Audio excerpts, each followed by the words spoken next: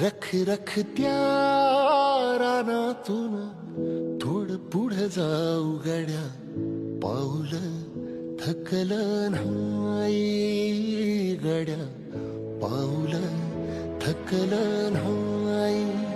सुकलेल्या भाकरीला पानसंग खाऊ गड्या, पाऊल थकलं नाही गड्या, पाऊल थकलं नाही.